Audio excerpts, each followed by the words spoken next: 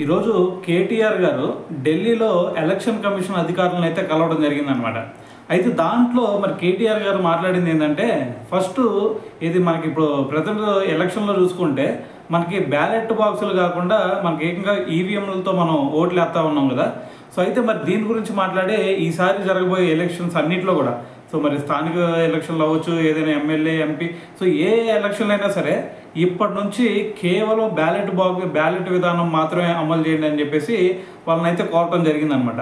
So దాంతోపాటు ఇంకో విషయం ఏంటంటే, ఇప్పుడు ఎన్నికల్లోకి వచ్చే ముందు ఏ నాయకుడైనా సరే, అంటే ఏ పార్టీ నాయకులైనా సరే వాళ్ళు విపరీతంగా హామీలు ఇచ్చేస్తూ ఉన్నారు. సో ఆ హామీ ఇస్తాం, ఈ హామీ ఇస్తాం అని చెప్పేసి వాళ్ళు చెప్పేసి మరి దాని తర్వాత మరి పవర్లోకి రావటం, సో పవర్లోకి వచ్చిన తర్వాత మరి వాటిని మరి వల్ల కాదు అని చెప్పేసి చేతులు ఎత్తేయడం, ఇటువంటివి చాలా సందర్భాల్లో చూస్తాం.